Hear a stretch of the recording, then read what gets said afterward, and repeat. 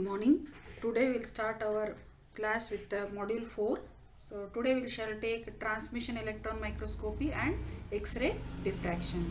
Let us discuss the principles, advantages, disadvantages of these two types of microscopes. First of all, we'll discuss what is transmission electron microscopy. Transmission electron microscopy, also abbreviated as TEM, is a type of microscopic technique in which we make use of beam of electrons that are transmitted through the specimen to form an image. The working principle of a transmission electron microscope is similar to a light microscope or a optical microscope. In optical microscope, what happens is that we make use of a light source, whereas in case of transmission electron microscope we make use of a beam of electrons. These beam of electrons are transmitted through the specimen to form an image. So here you can see figure 1. Figure 1 indicates the transmission electron microscope and figure 2 indicates the diffraction mechanism, how the beam of electrons get passed through the objective lens and how they form the image. So that process called as the diffraction mechanism is shown in figure 2.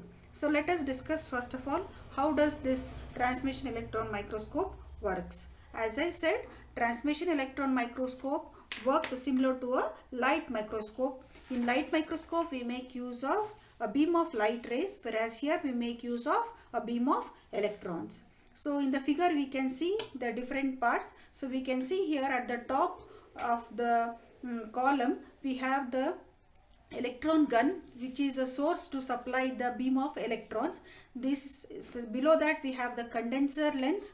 The function of this condenser lens is to collect all those electrons coming from the electron gun and make it to fall on a particular point on the objective lens. So then these objective lens will allow the rays coming from the condenser lens to pass through intermediate lens and the projector lens. So wherein these beam of electrons, when they pass through the specimen, they will form an image on the fluorescent screen. So these are the different parts of the transmission electron microscope. So the beam of electrons from the electron gun are focused to form a small thin coherent beam by the use of condenser lens. So condenser lens helps us to focus the beam of electrons into a small thin coherent beam by that are coming from the electron gun.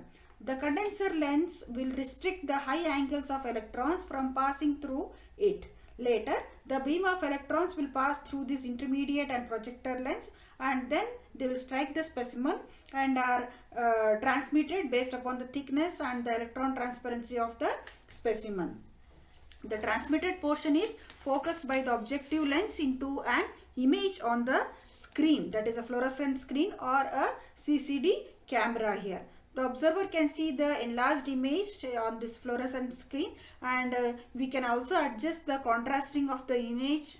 That can also be done by the image that is formed. So based upon the contrast requirements of the observer, the contrasting can also be done. So whenever the observer sees the image on the fluorescent screen, he can differentiate the regions of the image in this way that the dark areas of the image represent that only few electrons have been transmitted through that specimen, and the light areas of the image indicate that the more electrons have been transmitted through the specimen. So that is how we can differentiate. So let me explain the working principle of this transmission electron microscope once again. As I said, transmission electron microscope makes use of a beam of electrons. So these beam of electrons are produced by this electron gun. The beam of electrons will then focus through a small thin coherent beam by using this condenser lens. Then this condenser lens will restrict the high angle electrons from passing through it. Then the beam of electrons will pass through this intermediate lens and projector lens and then they will strike the specimen. After that, the beam of electrons that will pass through the specimen will hit the fluorescent screen or a CCD camera wherein the enlarged image will be produced. So the image can be adjusted by the user based upon the contrast required, and he can differentiate the regions, like the dark regions indicate that only the few electrons have been transmitted, and the lighter areas of the image represent that more electrons have been transmitted.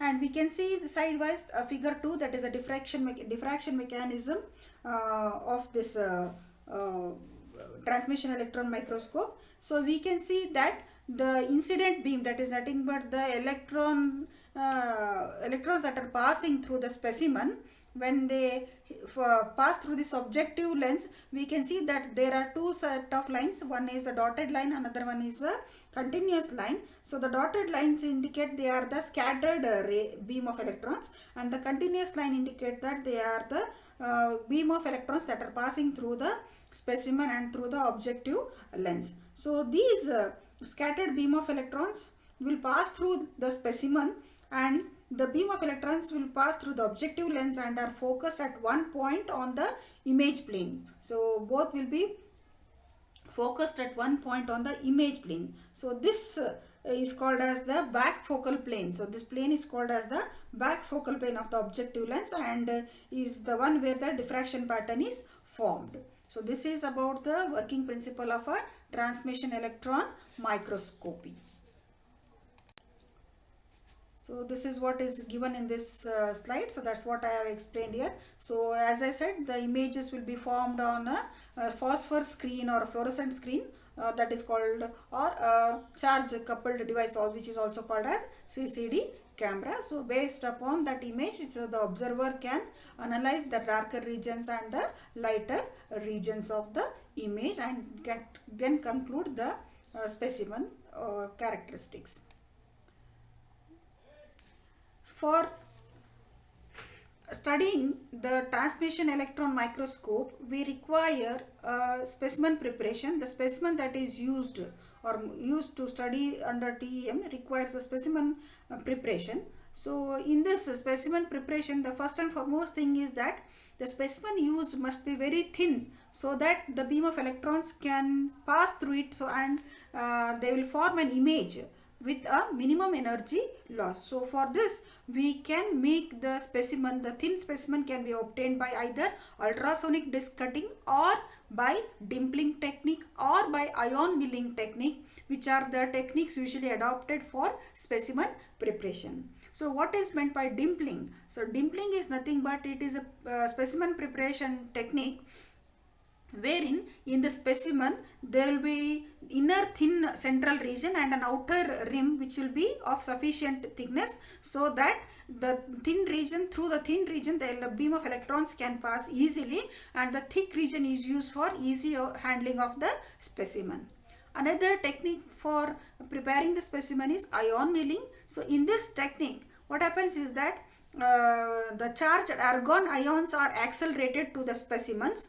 The charged argon ions are accelerated towards the specimen with the help of high voltage. So during this process, what happens is that the ion impingement upon the specimen will try to remove the surface material due to the momentum transfer, and this is the way how we can produce the thin specimen by ion milling technique. So specimen preparation can be done by ultrasonic disc cutting or dimpling or by ion milling techniques. Advantages. What are the advantages of this transmission electron microscope? So the major advantages of transmission electron microscope is that we can produce high quality images with this type of microscopic technique. High quality images can be produced. So these images that are produced by transmission electron microscopes have applications in scientific field, different scientific field, educational field, industrial fields and all.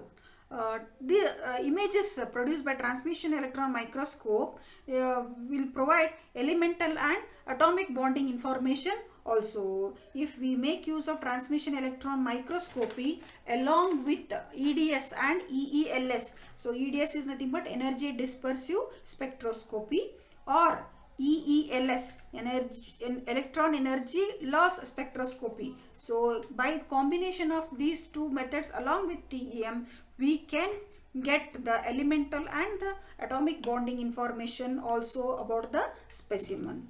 This TEM has highest magnification, so in the microscope field, so that's why you can get a high quality images because of its highest magnification.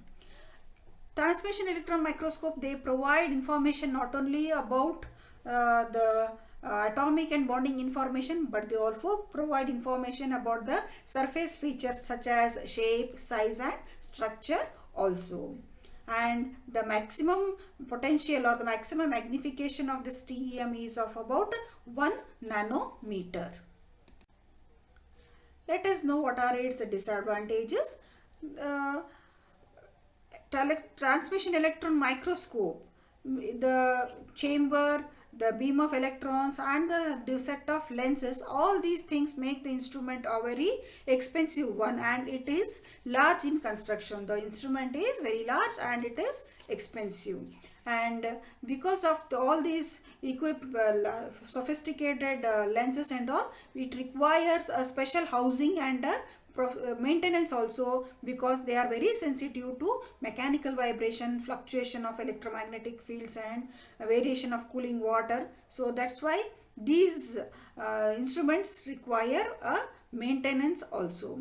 And as we know, discussed regarding the sample preparation, so sample preparations are difficult when we want to produce samples from very bulk materials, and the process is also a time consuming one. And this type of sample preparations from bulk materials, which is a time consuming one, sometimes it may lead to invalid results also. Transmission electron microscope may lead to invalid results if the sample preparation is not carried out in a proper technique. So, and if this the person who is working on this transmission electron microscope needs to be trained properly, so that he can operate it and analyze the data perfectly. The last disadvantage is that the transmission electron microscope samples are limited to those that will tolerate the vacuum chambers. That means specimens which are able to fit inside the vacuum chamber and are smaller enough are only possible to be examined by this type of technique. So this is the major restriction of this transmission electron microscope. So let us now discuss what are its applications. Transmission electron microscope is used in variety of fields. It is used in forensic analysis, gemology. Gemology is nothing but it is a area wherein it will deals with the study of gems, and it is used in metallurgy field as well as in industrial and other educational purposes. It is also used in life sciences, nanotechnology, medical fields, biological fields and every other research fields. They apply transmission electron microscope for the analysis of all these fields. It also provides us the topographical and morphological information of the specimen. It also provides compositional and crystalline information. Just now we discussed in the advantages. So as we know, so similarly TEM provides us compositional as well as crystalline information of the specimen.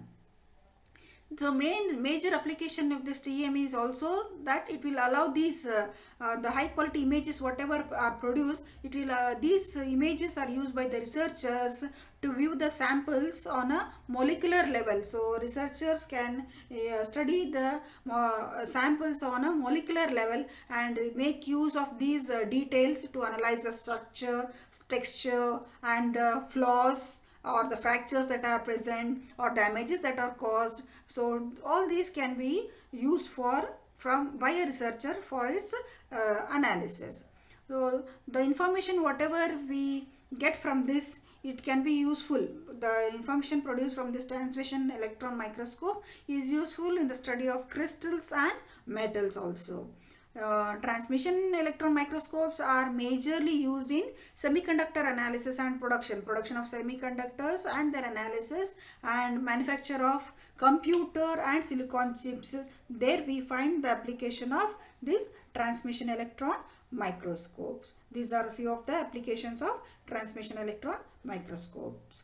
Now let us move to next topic, that is X-ray diffraction. So as just now we discussed, a transmission electron microscope makes use of a beam of electrons. So here in case of X-ray diffraction, X-ray diffraction is a phenomena in which the atoms of a crystal, by virtue of their uniform spacing, will cause an interference pattern of the waves present in an incident beam of X-rays. So we make use here what? An X-ray source to fall on the surface of the sample.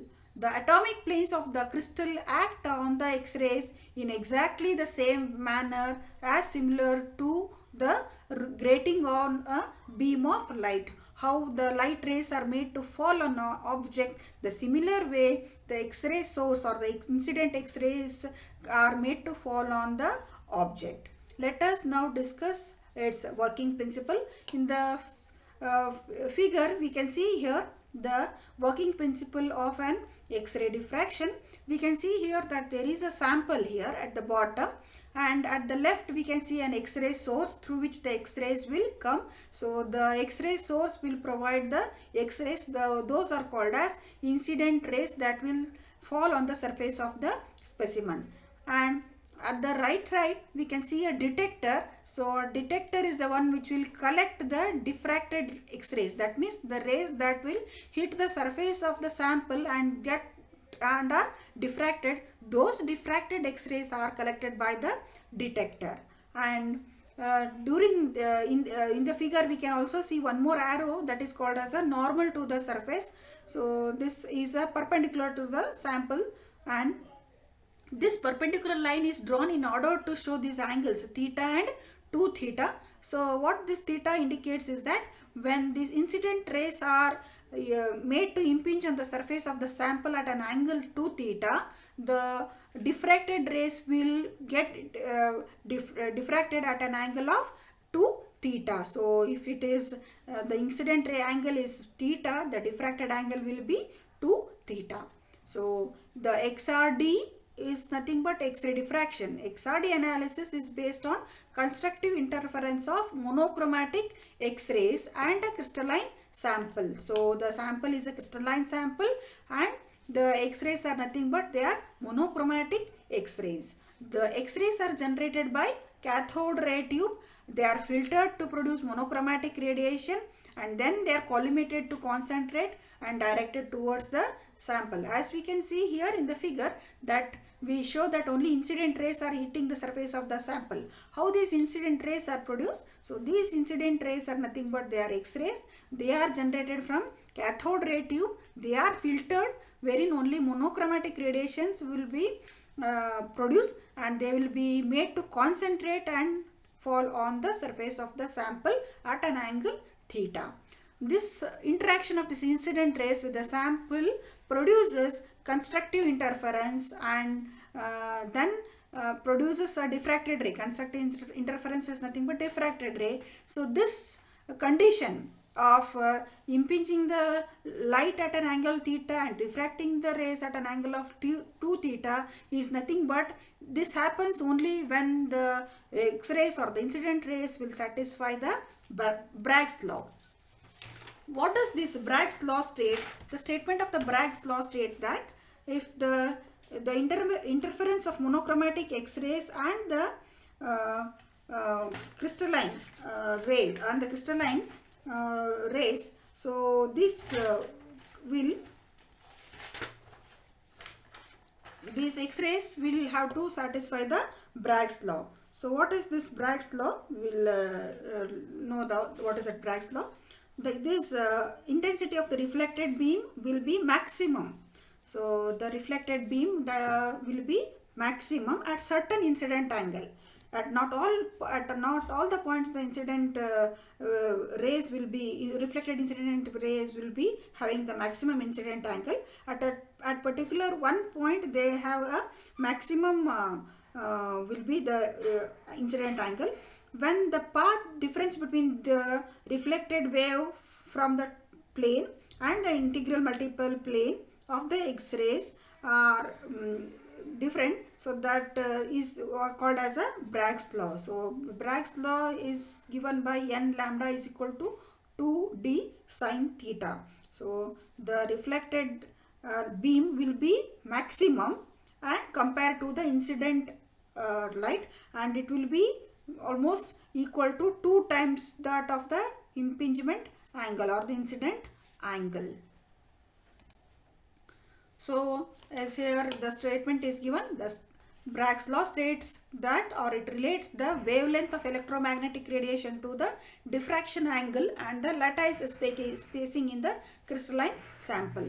So based upon, as I said, the specimen will be a crystalline material. So based upon the wavelength of the electromagnetic radiation and the wavelength of the diffracted angle and the lattice spacing in the crystalline sample, this principle or XRD will be working. So as the sample and the detector are rotated, as you try to rotate the sample and the detector, at one point the intensity of this reflected X-rays is recorded. When the geometry of these X-rays impinging on the sample will satisfy this Bragg's law, the constructive interference will occur and a peak in the intensity will be produced. This detector will record and process these X-rays that are detected, and it will convert that detected X-rays into a output value in the form or output image in the form of a printer or on the computer monitor. The geometry of this X-ray diffraction will be in such a way that is such that as the sample will rotate, okay, the collimated X-ray beams that are impinging at an angle theta while the X-ray detector is mounted on this arm to collect these X-rays, that also will be rotating at an angle of 2 theta. So when these X-rays coming from the X-ray beam are impinging at an angle theta, so the diffracted rays that are collected by the detector, so that detector will also be rotating at an angle of 2 theta. So this instrument is used to maintain the angle and rotate the sample is used. So an instrument that is called as a goniometer is mainly used to maintain the rotation of this sample as well as the rotation of this detector. So the diffracted X-rays that are collected, as I said, they will be processed and they will be counted, and they will be the output will be generated on a printer or a computer monitor. So based upon the image or by scanning the sample through an angle of 2 theta, we are able to study the orientation of that particular crystalline material. Let us now discuss what are its advantages and disadvantages. As we know that X-rays will have a they are powerful. So these powerful and rapid, it is the XRD is one of the powerful and rapid technique for identifying any of the unknown material. And in most cases, it will provide an unambiguous mineral determination, and we have very minimum sample preparation here compared to other techniques like TEM and all, and XRDs are available very widely. So and data interpretation is similar to X-ray as how we identify, so data interpretation is very easy. So that is the major advantage of this one. And disadvantages, coming to disadvantages, homogeneous and single phase material are best for identification by this method. So we require a material which is a single phase material and a homogeneous material, and it requires 1/10 of a gram of a material which must be ground into powder. So the material or the specimen used should be of 1/10 of the gram of a material. And for mixed materials, that means for materials which are in mixed conditions, so for mixed materials the detection limit is only up to approximately 2% of the sample. We can with the help of this X-ray XRDs, for it is difficult for identifying the unit cell determinations or indexing patterns. So these are very complicated to be identified by XRD techniques. And the procedure or the peak overlay peak overlay will try to worsen the high angle reflections that in the XRD technique. Coming to its applications as other microscopic techniques, so XRD is also used in a variety of fields. So it is used for characterization of crystalline materials. Mainly, as we discussed, the specimen should be a crystalline material. So characterization of crystalline materials can be done easily with the help of XRD technique. Even fine grained minerals such as clay and mixed layer clays that are difficult to determine by other optical techniques, so they also can be determined by this technique. So that is also another advantage. Even you can find out the unit cell dimensions by this technique, and we can also measure the purity of the sample. We can use this technique for identifying the crystal structure also. We can also do the quantitative analysis of the minerals by this technique. So for all these techniques we make use of XRD technique. So XRD is being used in all these fields. It is also used for characterizing thin film samples. So thin film samples, for we can with the help of these thin film samples, the XRD can be used to determine the lattice mismatch. It can also be used to determine the dislocation density. It can be also used to find out the multi-layered epitaxial structures. It can also be used to find out the thickness, roughness and the density of the film using this technique. It can also be used to make the textural measurements such as the orientation of grains in these crystalline materials. So in all these fields, when numerous applications of XRDs are available, so in all these fields we find the application of XRD for all these analysis purpose. So today's class will stop here. Tomorrow we'll continue with a different type of another type of microscopic techniques. Thank you.